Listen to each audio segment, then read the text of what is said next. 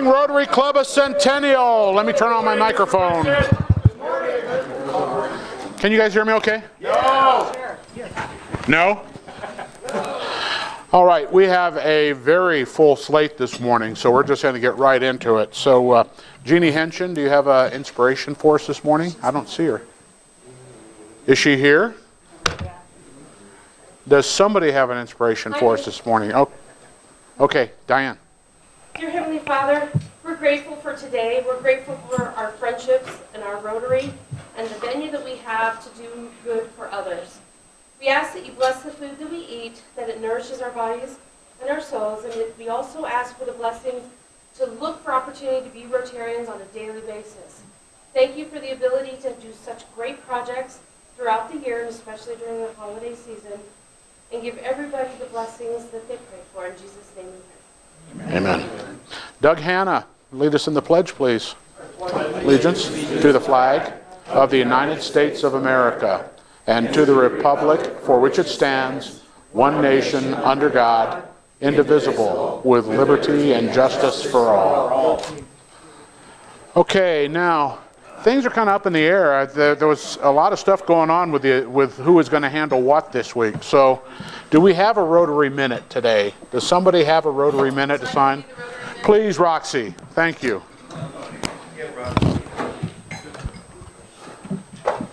It's on. At Andre's suggestion, can you hear me? Is it on? Okay, it's real. Okay. Several of us attended the Cherry Creek School District meeting last night, where we had an item that was on the agenda regarding whether or not Cherry Creek Schools will accept Rotary International as a sponsor organization for youth exchange. I don't know how many of you, but there are a few of us who actually sent emails to the school board asking them to reconsider their position to only accept another organization. The reality is a for-profit organization. The State Department basically designates organizations to be sponsors of youth exchange in the United States. And one of those organizations that's designated is Rotary International. And they certify us, they supervise us, we have to report to them, they audit us, etc. Cherry Creek Schools is wanting us to pay up to $10,000 a year to belong to an organization called CSIET. That organization is for-profit, does the exact same thing, designated by the State Department. So they're basically discriminating and saying that you have to be sponsored by this one organization to place students in their school. And that was our issue and our writing campaign to try to address this. Our district chair, Kimberly Armitage, and I, Mary Alice and Charlie, Samantha, and our exchange student, Raphael, Caitlin Weber, who's here this morning, and also another exchange student from Rotary who is at Cherry Creek High School, is Arthur Braga. He was also there. So we had a contingent there. And there were several more people who were going to come. But at the last minute, they pulled the item from the agenda and are going to reconsider it and allow the board to get more information about the topic. As we were leaving, evidently, this is an interesting little factoid that you probably didn't know, is the school board is about, I don't know how many people, maybe there are 10 people who sit up there. They have 22 support people. So anyway, just so you know, it takes that many people for them to get their job done, I guess. Just in contrast, in Arapahoe County Commissioner, they have a staff of about 5 people who help them. So anyway, I thought that was pretty interesting. But at any rate, we may need your help again in the future if they choose to put this item on their agenda again. What they did with it, it was on consent, which means that it's already decided on consent. Once they approve their consent agenda, it's over. It's not like they speak about it publicly. So Kimberly did speak briefly and thank them for giving us another opportunity to address it. It appears that their staff did not give them accurate information about the programs. We be sending letters, maybe all of the clubs that are within Cherry Creek School District boundary have a pamphlet fix our names and send it with them, an email, copy it. That sounds like a good idea. I'll discuss that with Kimberly and see if we can continue to keep that in the forefront. We have a relationship with the Arapahoe High School as far as Arapahoe High School is in Littleton, and not that we couldn't send students there. There are, it's kind of informally in the territory of Littleton Rotary Club. It's kind of a school that Littleton Rotary Club feeds to, as well as Heritage. So I don't. I noticed that our student clubs are always Yes, they are. So we do have a relationship with them, and that may be something we could explore in the future if Cherry Creek schools become close to us. Okay, Raxley, that also affects the funding requests that Yes. you've submitted, so we'll need to chat about that maybe a little bit later. Okay. All They right? say when they're gonna make it? They said soon. All right. Well, we have a full agenda this morning. We got to get moving, so thank you, Roxy. John Bellum, do you have a business minute? Yeah, I mean, I'll cede 30 seconds to Okay. Roxy on that. There you go. I was just Use the microphone, please. Yes, I can, Santa. All right. Thank you, Santa. Very quick business minute because I just did my classification talk a couple of weeks ago, or 3 weeks ago maybe, I'm not sure. I work for an organization called Beyond Campus Innovations. We help universities, corporations, nonprofits scale their digital learning, help them put training that maybe they had done site-based, face-to-face, or maybe that they were doing with a webinar and an old slide deck, put that into an online environment so that they can reach more people, more employees, maybe more customers, and really expand not only their reach, but also, and most of the time, they're always looking for a return on their investment. And so that's the organization I work for. It is unique in that it's a for-profit, but it's wholly owned by the Colorado State University System Foundation. And so any revenue that we make, and my goal is this year to make some good revenue, it goes up into the System Foundation then. And so it's kind of a B Corp without being a B Corp. There you go, Mr. President. Thank you, John.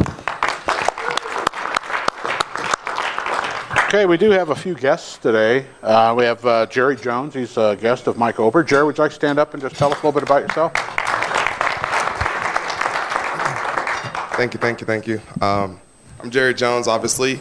I am a former military, still in the active duty, with the National Guard as a military police officer. Former police officer up north as well for Adams County, apologize. I'm here to talk to you guys today just a little bit about my business. I am a private investigator. It's called Co-ops LLC. With my training and experience, I'm here to help any business owner with internal business affairs, as well as background checks for pre-employment, anything that you guys need, white-collar crimes, identity theft. I do my due diligence to make sure that we find or get a good portfolio or profile for the people that you guys want us to look at, have enough information to bring to the court system for you as well, to your attorneys as well. So if you have any information, just please come talk to me. I have business cards, I have a website. I'm a friendly guy. I'm young, but just give me some time. I'm still young. We won't hold that against you. Thanks, Jerry. And I don't know Jerry because I'm in trouble. All right.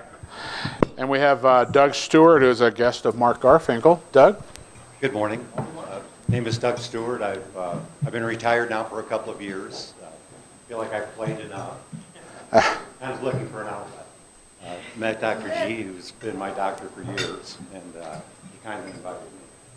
Well, welcome. And then we have Colin Weber's here. Caitlin. I don't know why I wrote down Colin. And Raphael is right there next to her.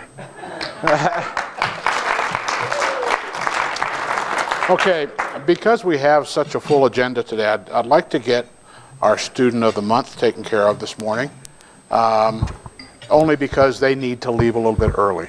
So if I could turn it over to Samantha. Thank you. It's that Tuesday of the month I learned my lesson, Randy Pie. I will not be saying it. I would like to introduce Pauline Nguyen, if you'd like to come up, please, and Carmen. So for December, excuse me, we have to put the cameras there. John camera's keeps moving there, it. though. But the camera's there. I know, it's all right. Anyway, okay. It'll move. It won't. For December.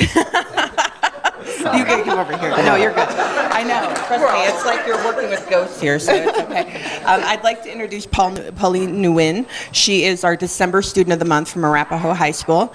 Pauline is incredible, as you can imagine. She has a 4.12 grade point average, which I can't even imagine that. So she has a real interest in the medical field and is looking at going to, what was your first choice that you were looking at? I was looking at Boston University, Johns Hopkins. And Johns Hopkins as well. So I'm going to let Carmen say a few words, and then I'm going to let you say a few words as well. So. Good morning, everyone. Pauline is not in my alpha, but my coworker, Shannon Kershaw, is her counselor. Shannon couldn't be here this morning. So she gave me a copy of her letter of recommendation that she wrote for her colleges. So I highlighted a few things through there that I wanted to read about Pauline to give you guys an idea of just how awesome she is. So Ms. Kershaw said, in each of my interactions and observations of Pauline, I have been incredibly impressed with her focus, passion, and graciousness. Pauline's ability to maintain balance between her rigorous course load, her extracurricular activities speak to her diligence and motivation. She loves to learn. As Sam said, with a GPA of 4.12, she ranks in the top 6% of her class. Her work ethic and pure love of learning are two of the things that I most admire about her.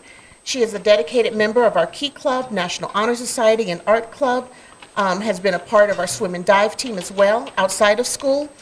Pauline dedicates a great deal of time to the community by lifeguarding at the community pool, volunteering weekly through the Denver Museum of National, I skipped a line, wait a minute, volunteering weekly with her church's Sunday school program, volunteering at Littleton Adventist Hospital, and in the Expedition Health exhibit through the Denver Museum of Nature and Science. And with all of that, she still finds time to help with the church in the city, where she helps sort and distribute non-prescription medication to Denver's homeless population. As a result of being born premature, that's how Pauline kind of developed her love of, I guess you can say, of science and medicine through many doctor's appointments and things like that at an early age. So as a result, she acquired the natural curiosity of love of anatomy and physiology. Pauline's drive for excellence, passionate nature, and habit of setting and working hard toward high school goals are qualities that will carry her far in life. So that's just the highlight, but it's an incredible letter because she is definitely an outstanding and incredible student. One thing I'd also like to point out is she joined the swim team in high school and had never swam before, and took that as a challenge and really worked hard and didn't let it deter her. And she was mentioning in her profile that, you know, being born premature, she had to struggle in order to survive, where this was more of a choice. And she took that and really worked really hard to get up to the level of everyone else and not let it deter her, and go after something else that wasn't necessarily just coming easy to her. Would you like to say a few things about what you want to do?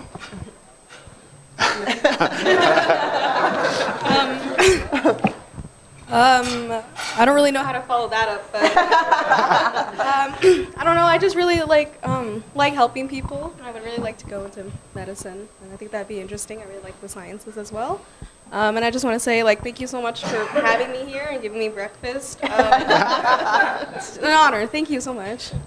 And we have this plaque for you. Thank you. So, we're going to take a photo with it. You can hold on to the microphone. Are you getting another? See, we have to keep standing.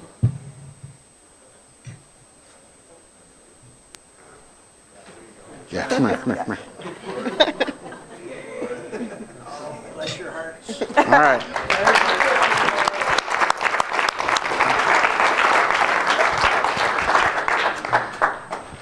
Also, Tony is her father. Tony, would you like to take a bow, please? I think that you really deserve it.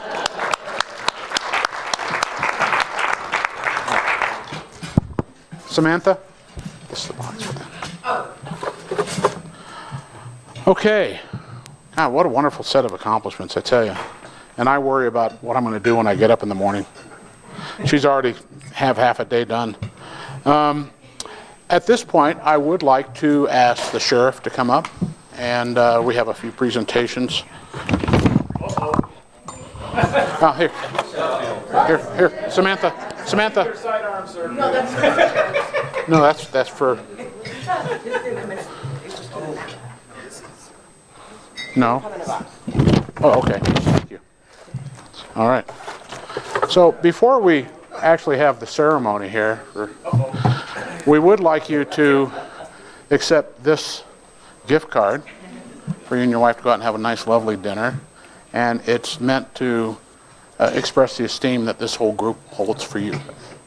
Thank you. You're very welcome. So, a plaque wasn't enough? No, plaque, we collected more than we needed. Okay, so. The nice plaque you gave me a week or two ago wasn't enough, really? Like Brian, you right? Good luck with that.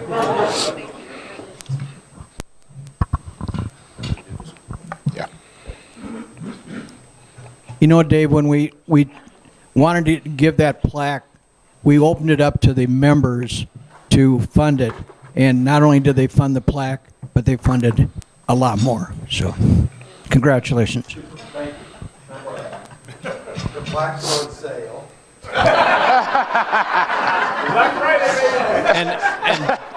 And dinners at Wendy's.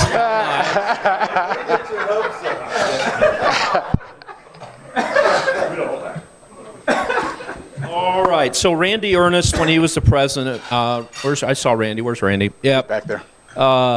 Had this idea honoring a sheriff's office employee for a community service award on a quarterly basis. So there is no process for that. I just think about who's great, and we have a lot of great employees.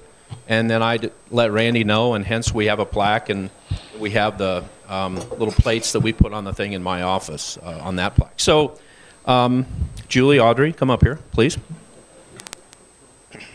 Now here's what's really funny, I have to say. Do you remember when I had Macy in here as the sheriff for the day? How old was Macy? 8 or 9? So Audrey came in with Macy that day, and everybody thought Audrey was Macy's mother. So this morning when Audrey shows up, Diana thinks it's the employee of the month, or student of the month. So I'll tell you, what a nice compliment there. Serious. Yeah, okay. So this is our public information unit standing in front of you. So I have to go back about 5 years when I became the sheriff. Grayson Robinson, the former sheriff, was our public information officer, and the press would call him directly, and then he would farm things out to, maybe it's me as the undersheriff or the bureau chiefs or people like that. And he was the face and of the Arapahoe County Sheriff's Office, and he handled everything press. And when I became the sheriff, I'll be honest with you, I did not like that. I don't like the press. Sorry. Sometimes. But I just think you leave that job, handling the media and the press, to the hands of professionals. I am not a professional press person. However, let me tell you a little bit about our two honorees this morning.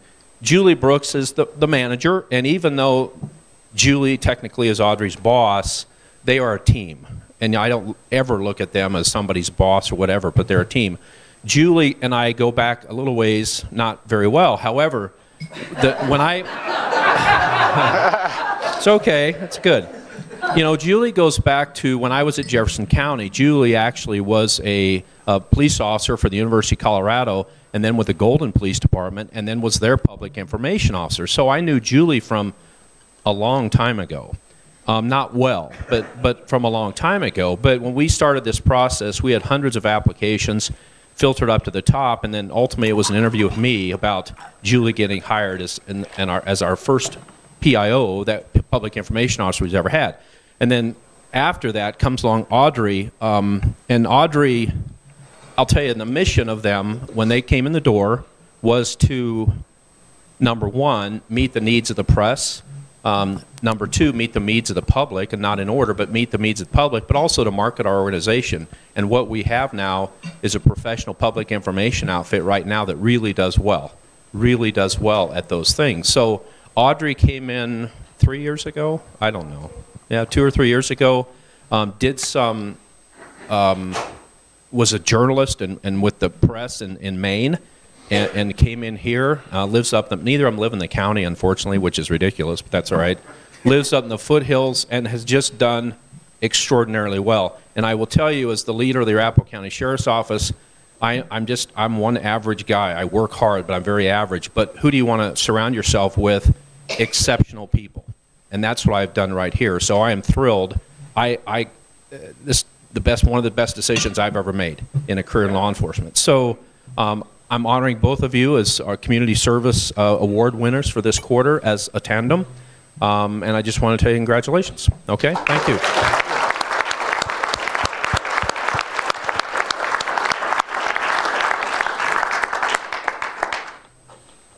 You're the public information officer. I can let Audrey also say a couple words, but I can tell you that we both not only love the work that we do, but we love where we do it at. And could not be happier than working for the Arapahoe County Sheriff's Office and for Sheriff Walcher. Really don't have anything else to say. Feel super blessed to have been a part of the organization, and we'll continue to do so. And Here, thank Dave, you I'll guys take so much those. for having us. This is a great honor. Get a picture with them.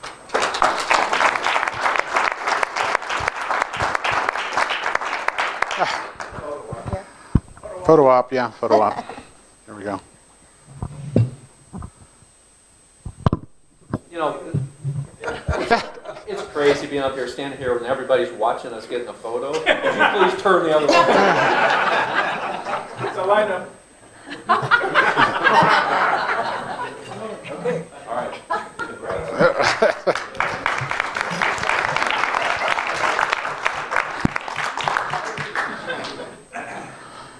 Okay, we'll get through this morning.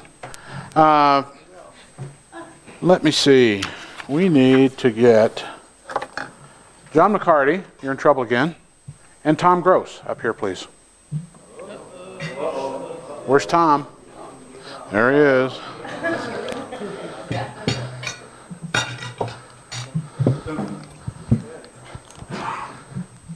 Well, I'm pleased to announce that Tom can now retire the red badge and receive his blue badge. Thank you. You're very welcome. Thanks for the hard work.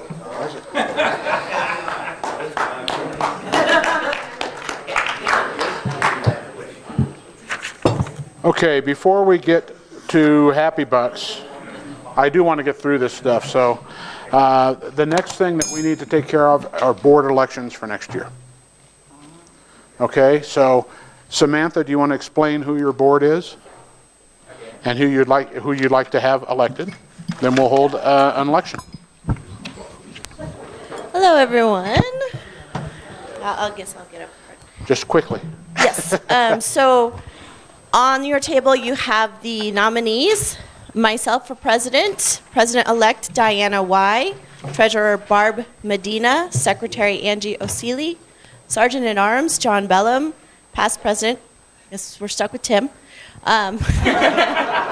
Directors, Technology John Peterson, Fundraising Kevin Mackesy, Membership Samantha Rowe, At-Large Eric Hoff, and the Millennials Andrea Tagtow or whoever they elect.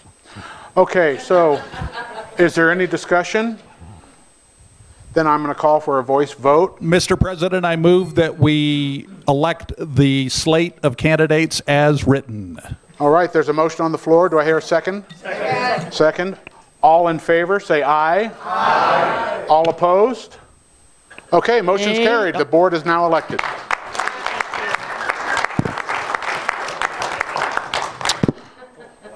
Okay, let's see where we're at here.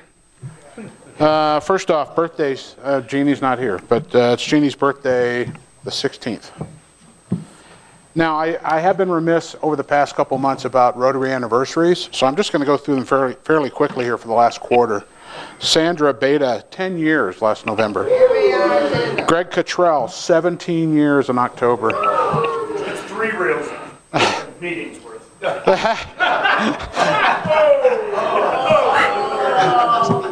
Randy Ernest coming up on 8 years. Karen Fleck, 1 year. Brad Hablutzel, 5 years. Boy, I have 5 in here. No, it's been 5. I remember calling you Bruce for like 3 months. Patrick McGuire, he's not here. He's in Ireland. Or no, I guess he's in Arizona. But he's coming up on his first year. Andy O'Sealy is 1 year. And Jessica Regan, who we haven't seen for a while, but she paid her dues, 3 years. So that's all that matters, right? Okay. Mr. Hope, could you please give us a little summary of what happened this weekend? We had a great event this weekend. First of all, I guess I'd like everybody on this Christmas tree committee to stand up and be recognized. Everybody do that? Come on, Jessica, Mark Gale, President, give him a hand. A great committee. Jeannie Henshin is also on the committee, and Andrea Tagtow is on the committee. Special thanks to a couple people. Everybody did a great job, but Al Jackson, it's his contact. His father works for a Colorado Container, so it was his contact was able to us to get the container out there on the library parking lot. Second of all, Jessica Seidner, who allowed us, with her contacts with the library, to use the conference room as well as the parking lot. And last but not least, Mark Powerball Gale, who helped me deliver all the Christmas trees from all our donors to the storage container. Worked you pretty hard, didn't I? Anyway, Saturday we had 21 people show up to put the packages together. Sunday we had 30 people, including everybody's family members, adult children, thanks to Joe, minor children, thanks to Lenny and Andres. Who else was there? And Frankie was there for a trip, got a great time. Raphael was there. Who else am I missing? Raphael was there. Oh, Raphael was there. Anyway, I guess he's kind of Roxy's stepchild, I guess. Is that kind of stepchild? Okay, you're kind of in charge of him. Anyway, the weather was great, and we have a few extra Christmas trees, and we were keeping count by virtue of the boxes that we sorted. And we had 100 boxes. We had 115 people signed up. And so about 5 minutes to 12, the 100th person showed up to pick up their box. We greeted them like they'd won the lottery. And they show up, and they apologized for being late. They had a car breakdown or something. So it was a very, very successful event. And I want to thank everybody. I think our recipients were certainly gracious and thankful that we thought of them. And I think everybody that was there had a great time. It was a great kind of bonding thing for everybody in Rotary. So thank you all for your participation and support on this thing. Lastly, we have 2018 Rotary ornaments for everybody to take. If you have more than one Christmas tree in your house, Mary Alice, you can take 3. So everybody take some ornaments, and we have some extra 2018 ornaments. They're in the box up here. Make sure you take them today, and I'll bring them next week in case somebody's not here today. We'll give them next week. So thanks, everybody, for a great, great event. Thank you, Ken. It would have never happened without your leadership on that. All right. Would Diane Zing like to say a few words about something that's happening tomorrow? We have a project called Santa Claus for those who are visiting. Santa Claus is a project where multiple Rotary clubs raise money and volunteers to give surprise shopping sprees for children who are at risk. It grows every year, and this year we are at 3 different Kohl's stores and 5 clubs. We have over 100 kids that we're helping, and I actually just secured corporate sponsorship for next year. So we're going to need, so we're going to need a lot more volunteers next year. But anyways, on the tables there are 3 pieces of paper, which will also be emailed out. The first one is just the spreadsheet of who's going to which location. We are supporting 2 groups from this club, Boys Hope, Girls Hope, which is located literally across the street from Arapahoe Crossings. So we are going to work together with the DTC group and help. We're going to help Boys Hope, Girls Hope, and they're going to help their high school kids that they like to help. And then we're also going to be supporting CASA kids at the Quebec store. And So we're splitting that with one of the Highlands Ranch clubs. So we've all been in cohorts over the last several days, several weeks. But this is at least a breakdown of where we need each volunteer to go. And it's pretty closely linked to how many kids are going to be there. So I appreciate that. Then there's also 2 different flyers. One that has a bright red Santa hat and one that has a not so bright Santa hat. And all it is just an instruction sheet. One is for the Coles on Quebec, and one of the others is for the Arapahoe Crossing. We show up at about 10 minutes to 7. We help these kids shop from 7. We should be done by 8:15ish. 8:30, you're walking out. If anybody has any questions, please let me know. Thank you. We have 105 volunteers. The committee has 9 people, and we're really helping Littleton launch their first project. I will be on site as the main person for the Kipling store to help Littleton and Highlands Ranch Sunrise learn how to do this project so they can do it by themselves next year. And then Karen Berry made eye contact, so she is helping us. She's going to help jumpstart and help manage the Quebec store that we've always gone to. And Catherine Henson's going to help the volunteer part of Arapahoe Crossing. We're not writing the check at Arapahoe Crossing. We're just there helping our kids. So if you have any questions, yes, sir. I have hats for everybody that's going to be at the Quebec store. You what? Hats. Oh, you have hats for everybody. Great. Yes, because that's one of the things that's helpful is if the Rotarians can wear a hat of some sort. A baseball hat. A Santa hat. Any other questions? I know we're real busy in today's program. I found mine at Walmart and I looked at other places. Yeah, there we go. Okay, so 104 kids, 115, 120 volunteers, 5 clubs, 3 locations. 250 next year. Yeah, we're looking for that. Right. We've got a $500 sponsorship and a $2,000 sponsorship for next year. So thank you guys very much.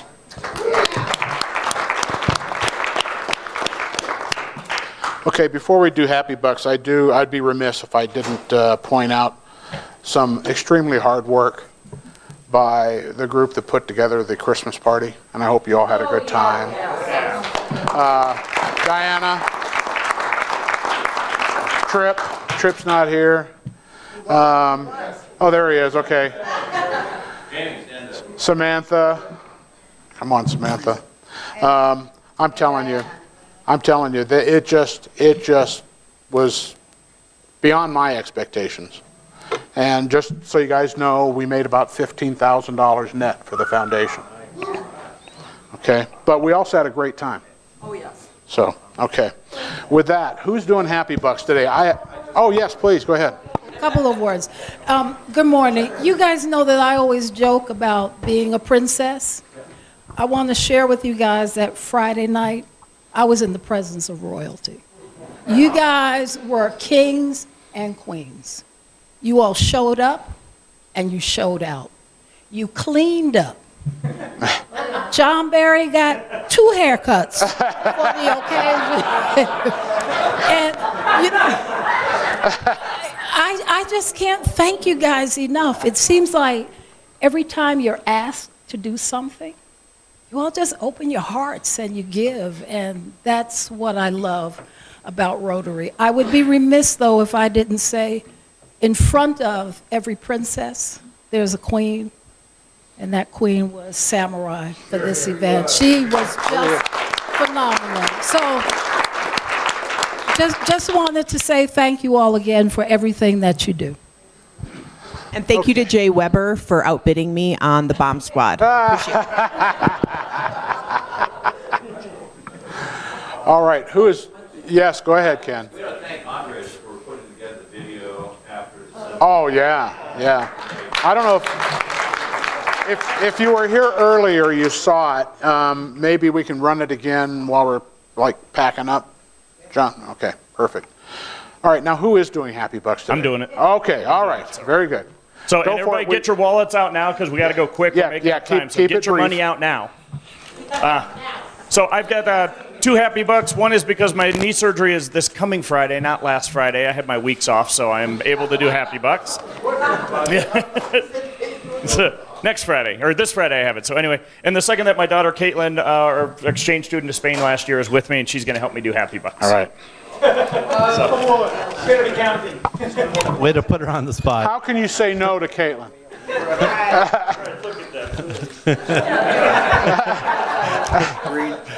I got a happy buck here for our celebrity guests today, Jerry Jones and John Stewart. Glad to have you.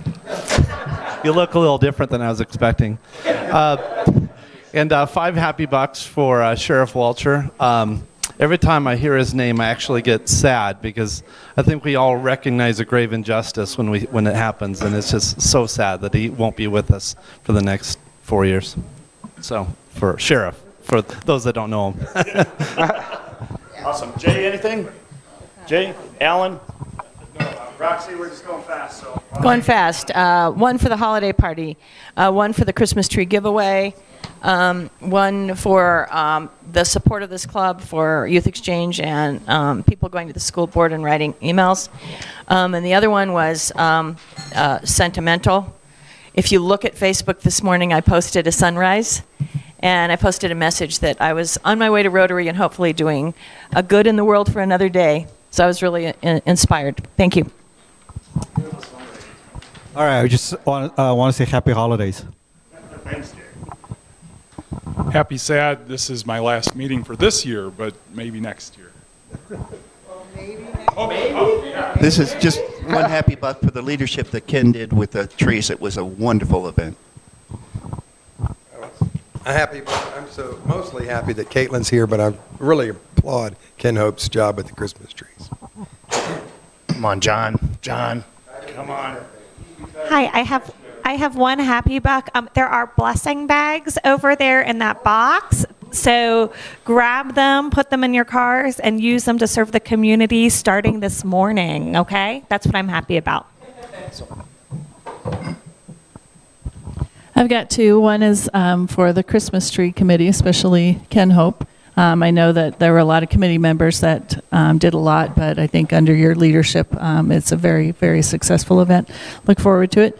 The second one is, for those of you who don't know, we kind of support an orphanage in Manzanillo, Mexico, Casa Hogar, and I sponsor a child at the orphanage myself, Angel, and I got a package in the mail with a Christmas ornament that he made and an updated picture of him and one in front of the Christmas tree, and he's grown up so much since I saw him in February when we were down there, and a little thing that he made, so just touches my heart.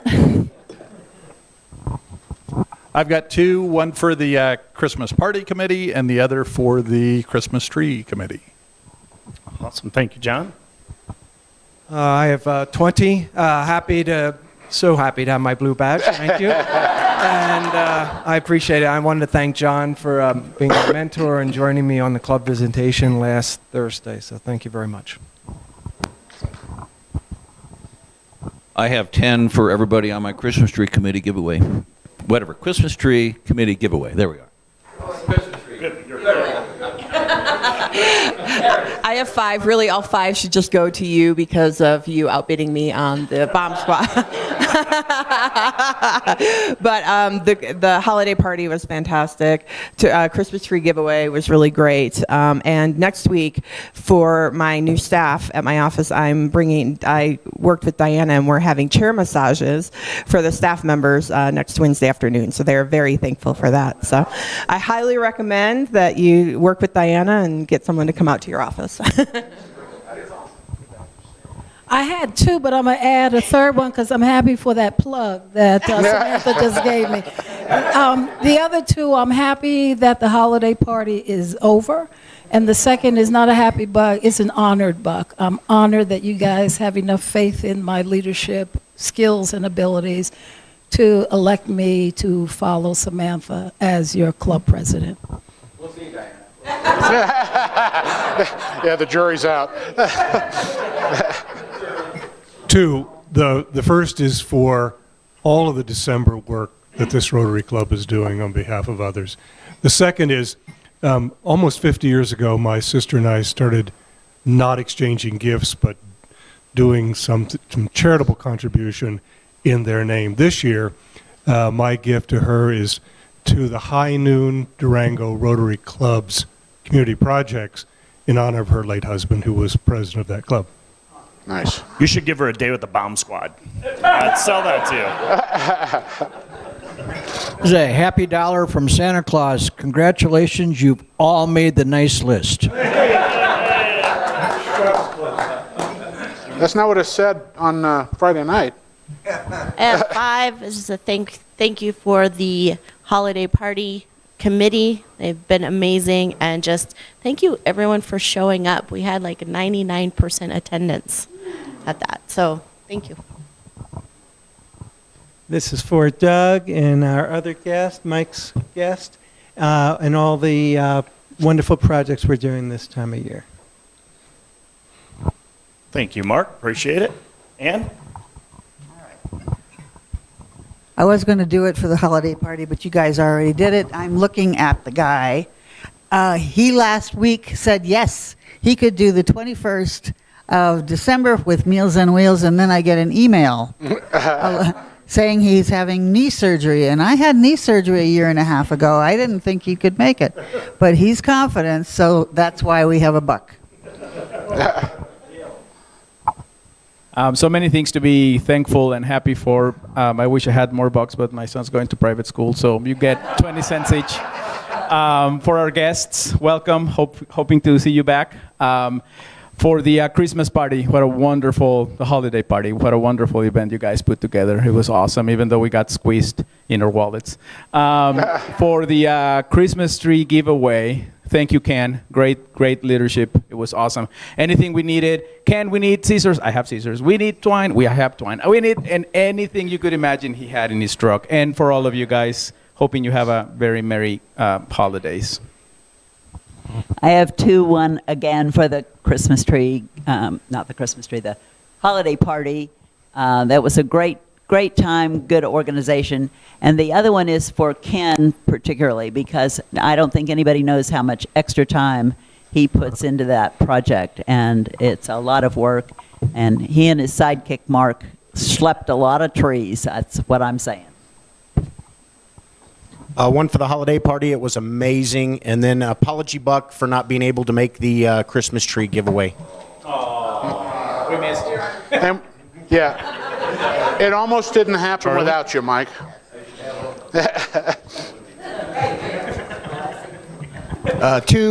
One is actually from my esteemed colleague here, so I'll just say great work for all the holiday stuff that we've done. But my dollar is really for seeing John and Tripp dressed up as Santa Claus and his elf. Yeah, whatever. And I'm glad my children weren't there, because that would have just given them nightmares for quite some time afterwards. But great job, folks.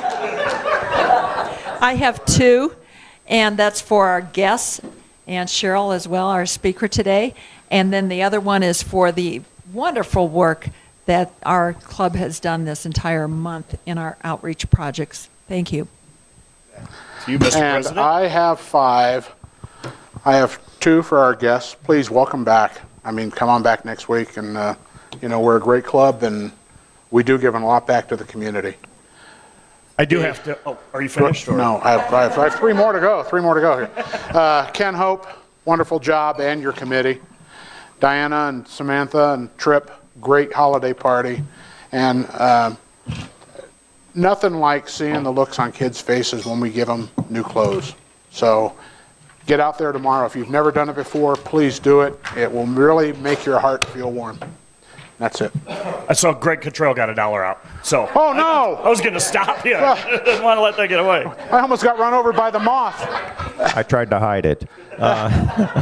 Well, this is for the 17 years, and especially those years before Jay joined the club, and I used to come more often. All right. Thanks, Jay. Appreciate that. Thanks, everybody, for being brief. And I think we're on schedule. I think we are. Thank you for coming today. And it's my pleasure to introduce Cheryl Machado to the group. She is the Senior Associate at GBSM. I have no idea what that stands for. And serves as a communications consultant for the E470 Public Highway Authority. Prior to joining GBSM, Cheryl worked as a consultant for Denver's Regional Transportation District, known as RTD, where she handled stakeholder communications and public information. She has managed other large-scale outreach projects, including CDOT's US 36 Express Lane. And prior to entering the public relations sector, Cheryl worked as an award-winning journalist in Texas and Colorado markets. Locally, she worked for the Denver's WB2 and Fox 31 news stations. Cheryl is married. She has 3 daughters, ages 12, 14, and 18. No, 14, 16, and 18. And that was one reason she said, Cheryl, I'm going to be late because I've got to get my girls off to school. And she spends most of her weekends in bleachers, cheering her daughters in soccer and basketball games. And welcome. Thank you so much for being here.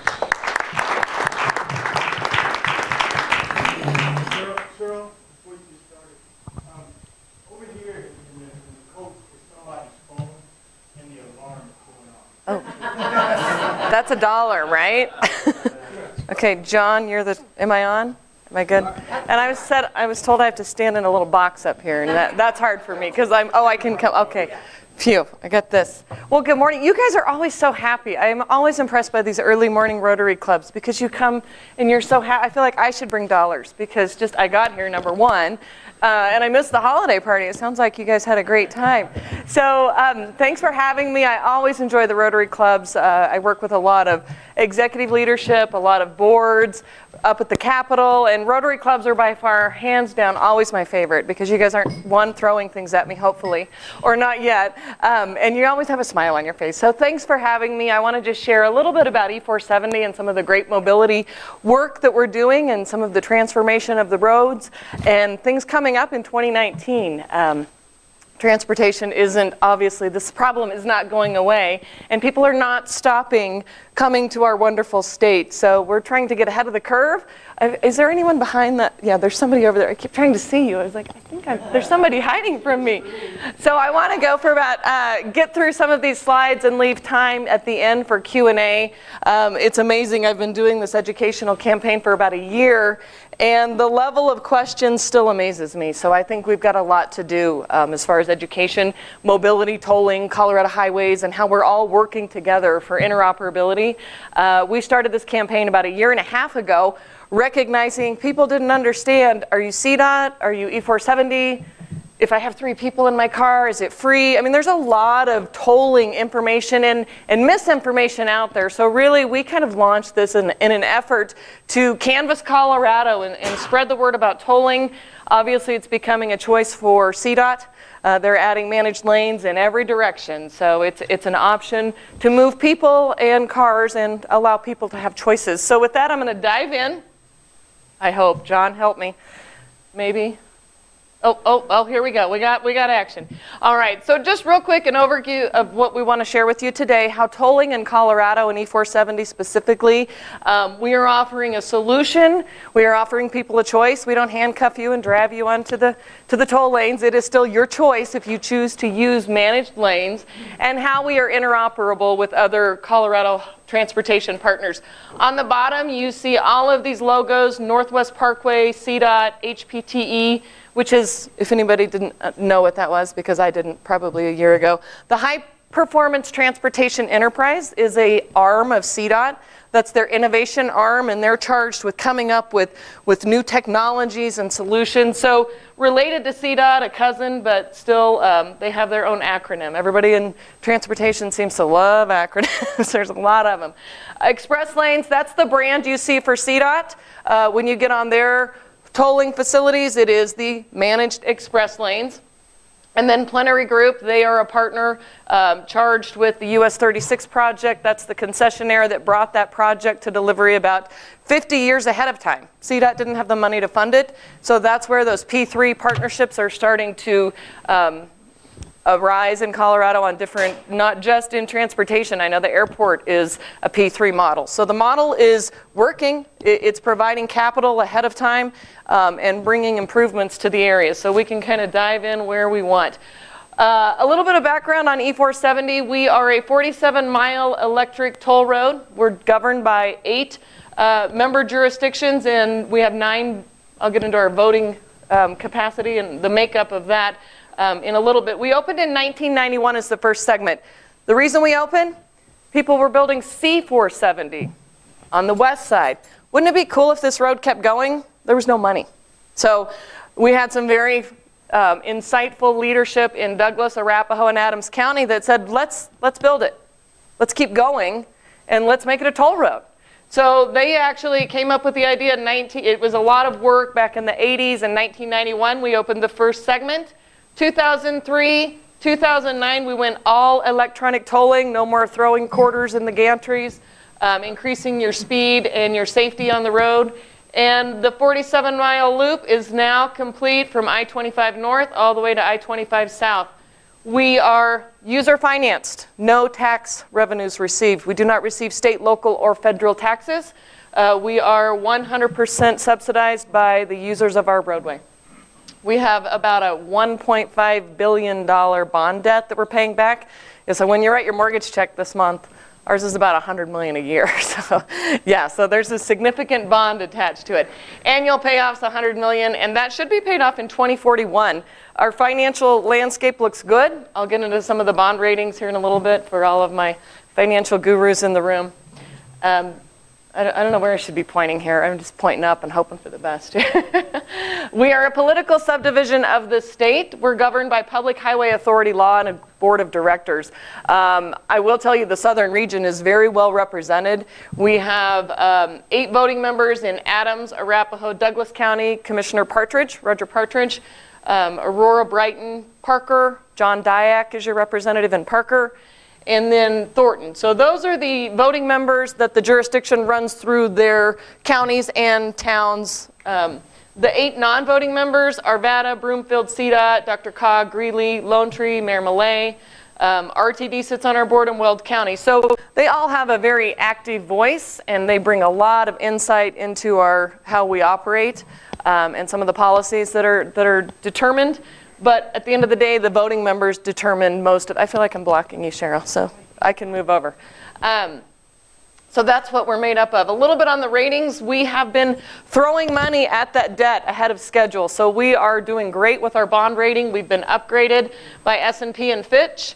And in 2017, Moody's, we were upgraded to an A3. So we're chunking away at that debt. So we should meet that 2041 payoff and be in great shape. Anyone? There we go. Okay. So what do we do with all this money? People are, well, gosh, you guys make a lot of money. It costs a lot to drive on those roads. What are we doing with the roads? Last year we collected about $250 million in toll revenues. So with that bond debt, we have to have a certain amount of liquidity that we keep into our reserves. Debt payments are about 40% of the tolls we collect. Capital improvement programs, 27% operating. Law enforcement, that's those lovely Colorado State Patrol officers that you always see when you're on the toll road. So we have a contract with them for law enforcement and safety. Our required reserves about 12%, and then we keep about another 5% for reinvestment of our roads. So that's just kind of a cookie cutter model of how we allocate that fund. How we reinvest in the toll road. I will tell you last year there would have been over 200 possible head-on collisions if there were not the cable barriers. What happens when people come at an ongoing car? It's not ever good. The cable barriers that we've installed on the entire 47 miles will keep cars on their side of the road. So they really do, I've worked for a lot of transportation. Oh, safety's our mantra. No, it really is. I mean, it is the culture out there. They take great pride in not having potholes, in making sure that your journey is reliable, dependable. If you're paying to drive on the road, you have a certain level of service that you expect and almost, I don't want to say demand, but if you're stuck in traffic, Why would you get on the toll road if it's another traffic jam? You use that as an option for mobility, to move yourself. And if you choose not to, you should thank the people that do, because those are 2 or 3 less cars that you're competing with on I-25 or on Parker Road. So thank your friends. Let them pay the toll if you don't want to pay it. But it's still an option for you. So there are definitely impacts. Bridge rail technology, to get all of these systems to talk to each other, it's amazing. The IT department, I go in there and I'm just overwhelmed by the amount of technology. All the software integration. You're up on US 36, you slide your transponder over, you get a free ride in the HOV lane. You're up in the mountains and you're getting one bill. Express Lanes is the brand, and I'm jumping ahead a few slides here, but all of this infrastructure communicates together. So you're not receiving a bill from US 36 and a bill from I-25 and a bill from E-470. You get one bill under this umbrella of Express Lanes. So that's just a little bit about some of the fun stuff we're doing. Recently, we just completed a $90 million road widening project ahead of time and on schedule. Those are the same things. I was looking for my timer there. We are extending that. We are in design right now. In Quincy, we're going to keep widening. As I kind of touched on, when you get on our roads and you expect to be able to get to the airport in a timely fashion, we want to make sure that you're guaranteed that. So we just widened 3 lanes in each direction on Parker Road. That's going to continue all the way up to I-70. We'll start construction next year in 2019 on that. I'll get into that a little bit. A few slides up. Removal of the vehicle registration fee in Arapahoe, Adams, and Douglas County. Back in the day when we started this toll road and there was no way to really pay for it because we didn't know if people were going to use the tolls, there was actually a vehicle registration fee in those 3 counties in certain areas. So when you registered your car at the DMV, you paid $10. Then we realized, okay, now we've got enough tolling customers, the revenue's in place, let's get rid of those registration fees. So last year those went away. Highway expansion fees, we were able to stabilize the debt. If people come along the highway and they want to expand and develop, there used to be a fee attached to that. We got rid of that as well. And we're partnering with some of our CDOT partners, Road X, autonomous vehicles, which to me just seems crazy. I mean, it seems like, we're so forward but it's happening. They are piloting cars and testing, and there will be autonomous vehicles on the roadway. I can't give you the date or the time, but there are definitely programs in the works, and we're working with all of these transportation partners to move this forward. Real quick, next year you'll start to see people out on the road picking up at Quincy all the way to I-70, adding that 3rd lane. When you get on the highway, does anyone work for CDOT in the room? Before I pick on them? Okay, good. I always ask that question first. So I-25 and 6th Avenue in about 10 minutes. Bumper to bumper, F. That is a level of service F. A, you're driving out to Lyman, you are 80 miles an hour, you are cruising. That's a level of service A. So in our engineering world, a level C, it's getting a little congested. We're going to show you right here A through F. So when we project traffic projections, when we get to a level C, we expand. Because you're not going to get on our road if it's a level F and give us $6 to get to the airport. No, you're not. You're not going to do it. I'm not going to do it. I pay a lot. I'm a really good customer. Too many cars and tollways on there. So what we do is we widen the road. So from Quincy to I-70, the projected traffic model shows by 2020, 2021, we were going to be at a level C. So we're already widening. So we are in design with FHU. We brought on the contractor last 2 or 3 months ago. They will begin widening that road from Quincy to I-70 again. 3 lanes in each direction. This is how progressive they are. They're going to do the drainage and they're going to do all the infrastructure for 4 lanes. We're not at 4 lanes yet, but we will be. So they will continue to get it ready, but right now we're just going to do the grading and the drainage for the 4 lanes ahead of time. Widening 14 bridges, the trail will be included, and we'll get that done by the end of 2020. So we talked about level F. We don't want to ever get to a C. That's where we move. We were the first segment in Douglas County. That was already going to be at a C, so that's why they finished that project last year. So toll adjustments for 2020, I know people are like, the toll road. I want to call it the choice road, but I'm not winning my battle. There's just a negative connotation that, toll, you have to pay to use the road, even though it's your choice. So we really do try to give it back when we can. And we recognized with the bond debt and the payoff, we were able to freeze tolls for up to 3 years. So you will not see any increased tolls. The board approved it. We're going on year 2 of the freeze. We actually dropped the toll rate by 1/4. That seems so minimal, but we're giving something back. I mean, that's the toll road at I-70. And then the license plate toll. How many of you have a transponder? Great. If you do not, and you choose to use the road, you're being charged more because we have to use a license plate toll. I'm going to pick on Cheryl over here. So Cheryl doesn't have a transponder. She gets on the road. Oh, ABC 1, 2, 3. But wait, we have to verify that by not 1 set of eyes, 2 set of eyes, 3 set of eyes. Yes, ABC 1, 2, 3. Now I have to send Cheryl's license plate over here to Tim at the DMV. Tim, is ABC 1, 2, 3 Cheryl? I'm not sure. Okay, well, can you recheck it? So he checks it again. He sends it back to E470. Yes, that is Cheryl's car, ABC 123. Now my people over in billing have to get a statement, track her down, mail it. Well, she's on vacation. It's Christmas. She's not paying that bill. My people got to send her another bill. Cheryl, pay your bill. By the time we spend 3 postage stamps to collect $1.25 that we're probably never going to get anyway, yeah, you're going to pay more for a license plate toll. So if you don't have a transponder, if you use it once or twice a year, it's still worth it for you to get the transponder.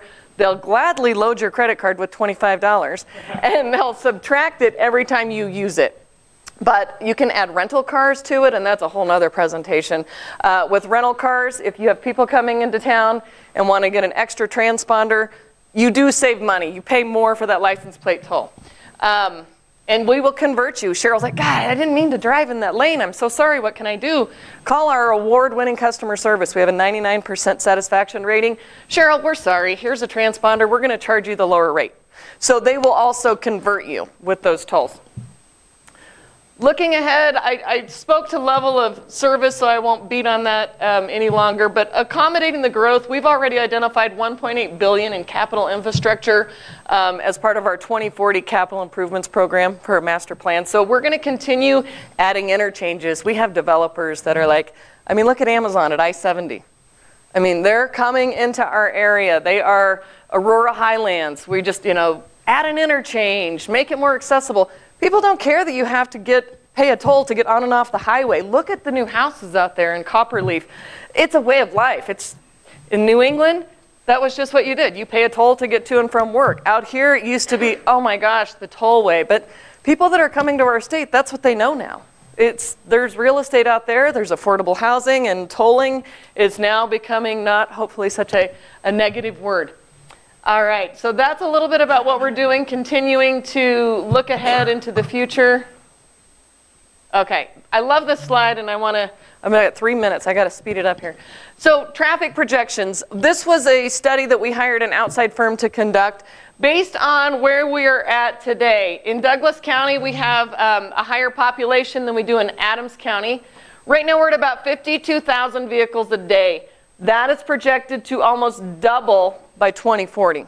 So this is where they get the love right now. That's where the road widening took place in Douglas County first.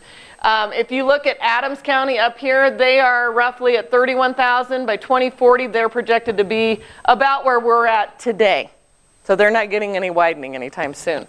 The key takeaways on this, we're going to double what's going on out there. In 2040, the north end will be as busy as we are today.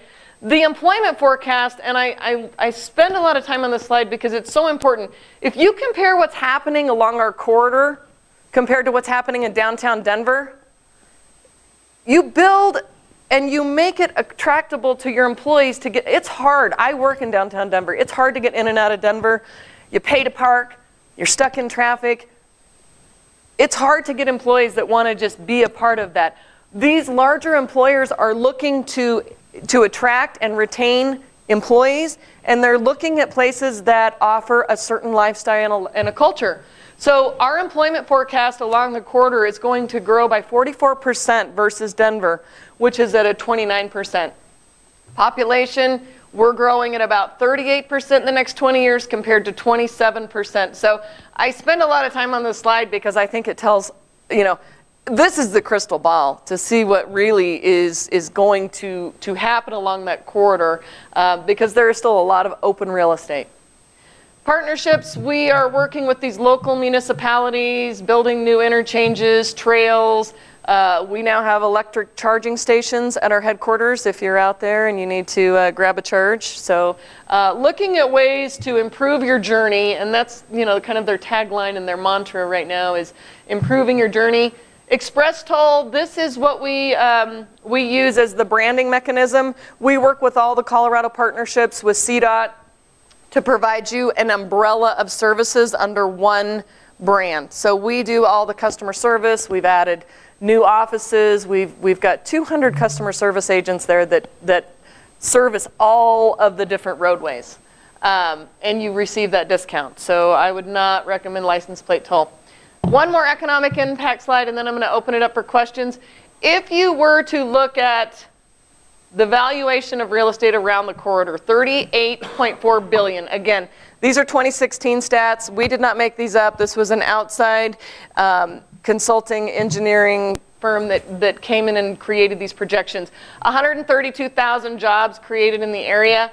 This is if E470 went away, collectively in Colorado, there would be a 14.8 million hours that you would have spent in traffic. So again, thank your neighbor if they choose to use us. There's a time savings for everybody. And then really, as I emphasize, they really do stress the importance of safety on the roadways. So real quick, this is where a lot of confusion exists. So this is US 36 Northwest Parkway up here. They're their own little entity up in Northwest Parkway. CDOT, the green line is US 36. The yellow lines are under construction. So I-70, this is central I-70. Hewitt's getting busy out there. C-470, this should be open, tolling, I believe, don't quote me on this, May of next year. We're getting ready to start testing, and we do all the gantries and put in the infrastructure with them. So all of these roadways talk to each other. So this is where the interoperability exists. Now, I will tell you, on I-25, and on US 36, if you have a friend in the car, you can do the high occupancy vehicle. That's an incentive from CDOT to bring a friend, slide your bar over, and your managed lane ride is free. You don't get that on E470. We don't offer that. So there's where some of that confusion exists. But get yourself a transponder and figure out which highways. I had a guy in my office, you mean coming back from Vail, I can get in that Mexo lane? I said, that's it, I quit. I've worked here for 3 years and you don't know that that's part of us. So there is confusion, but Mountain Express lanes is part of CDOT. They're going to be adding another managed toll lane in the mountain starting next year. So they've recognized that it's the peak shoulder. So it's not always open. They use that as a way to manage traffic. They're a narrower lane. So it's not always open. It's when the loads are heavy. So again, a way to manage congestion and move people. There's a lot that I just do want to mention that E470 does not set policies for CDOT's toll facilities. We have our rates, they determine theirs, and we help service as a managed tolling partner. And with that, I think I'm going to turn it over for questions. All the different transponders you can see, the number right there, I know in my house I have 3, almost to get another teenage daughter. So 1.6 million transponders in Colorado. We have over 800,000 customers. So some people have multiple transponders. Converting everybody, last year we had about 60 million lane level transactions. That is definitely up. We opened 69,000 new accounts just in 2017. That's through June. So people are making the choice, they're getting on board. I don't want to say they're frustrated, but they're recognizing that they want to have options. And, down between Monument and Castle Rock, that's going to be a managed lane. There'll still be 2 general purpose lanes, but again, people want choices. If you need to get somewhere and your travel time is important, you want to have an option. So that's kind of the direction that CDOT's going. How to sign up, we can come back to that if you need to. And with that, I apologize. Didn't quite get through that as quickly as I wanted to, Cheryl, but I want to have time for questions. Go ahead. Any thoughts or comments after T-Rex was completed 10 years ago as to what the future is, going from, let's say, 470 north to Bushfield or something like that? There's a lot of talk going on right now. I work, like, for example, I'm working on the Greenwood Village Master Transportation Plan. I'm working with Denver Moves. We recognize adding more cars to the system is not going to alleviate congestion. It's a mind shift of, okay, if we have X number of employees coming into the tech center every day, how do we get employers to look at flexible schedules? How do we get people to pair up with a carpool? How do we get people that first and last mile? Well, I'd ride the train, but I'm not walking a mile to my office. Is it more circulators? So mobility is a large conversation, and everybody is being very proactive, dedicating budgets to helping figure it out. Even we can move 5 or 6 people out of their cars every day and get them on the train, whether it's employers subsidizing, flat out paying the entire ticket to get people on the train. It's a culture change. We love our cars. It's hard. So to move people into a different way of thinking and a new pattern, it isn't overnight, but I will tell you, every project that I'm working on right now, everybody's trying to figure it out, and there's not a silver bullet. There's not one answer. It is a combination of several factors. We have time for another question. Okay. Go ahead. Speaking to the autonomous cars, is there an idea in your head when that's going to come about? Oh, and I said I didn't have a crystal ball, but I would say we're 5-10 years out, maybe. I mean, they're safer than me driving a car, I'll tell you. I would love to get in an autonomous car and just go downtown and not have to drive or think or be on my phone. One more here. This is a burning question. Is there any sort of relationship, financial or otherwise, between the toll systems and the GPS apps? And I ask because I live on one side of Arapahoe Road, and inevitably, I don't care what time of day it is, the GPS app will put me on the toll road around Arapahoe Road. Yeah, I wish I could take responsibility for that. It's no. Unfortunately, we're not that integrated with Google. I wish we were. I mean, that's brilliant. But it really is just a time mechanism feature within your app. Now, will there be future transportation apps developed in Colorado around our transit? You might be able to drive to DIA and use your MEID for parking for a week. You know, there's a lot of technology and forward thinking that's happening. But no, that's not us. Sorry. You've been very patient right here. I just had a question. Express lanes have variable pricing based on demand. Is there a reason why you not looked at that? That's a good question. The bond debt, number one, was structured for a repayment schedule based on the existing tolls. I can't say we wouldn't go to dynamic after the bond debt has been paid off. Dynamic pricing is complicated. It's very dynamic, hence the word. It's constantly changing and evolving, and people are managing peak travel, volumes. We're not there yet. CDOT loves it, and I think you'll continue to see it, though. And I am happy to stay afterwards, so if you guys want to, I'll grab a cup of coffee, and I'm happy to stay and answer any additional questions. Cheryl, thank you very much. You're welcome. I'm not done. Oh, we're not done with you yet. Oh, wow. We're not done with you. Okay. Okay. You're going to throw things at me now? Yeah. We actually, we donate books to a small elementary school in North Denver. And in each book is a book plate. And this is for you to keep. Thank you. But this will be in the book plate of a new book. Wonderful. Thank you. Okay, and then we have one other chore for you. I'll take this and put this down over here. You need to pick a winning number. Oh, this is a lot of pressure. Okay, this is not for, if you don't have a transponder, you don't win, right? Just read the last three. 205. All right, Tom. There you go. You bet. Now can I sit down?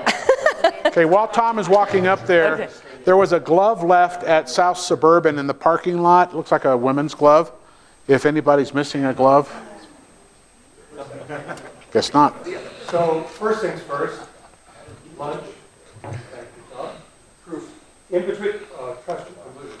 In between, this is the hard copy directory we talked about last, but say goodbye because it's online. We're encouraging our businesses within the club to join the online business directory for the district. And finally, and perhaps most important, good luck, Tom.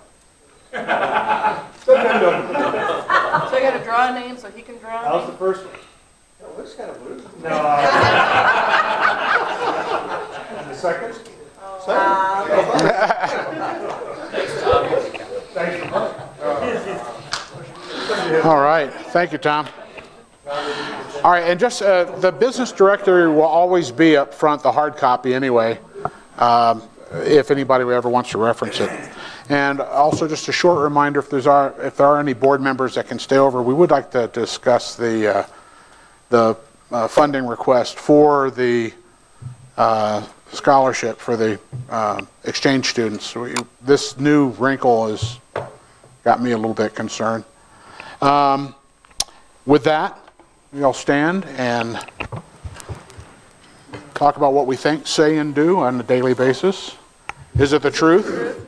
Is it fair to all concerned? Will it build goodwill and better friendships? Will it be beneficial to all concerned? With that, go out and do good.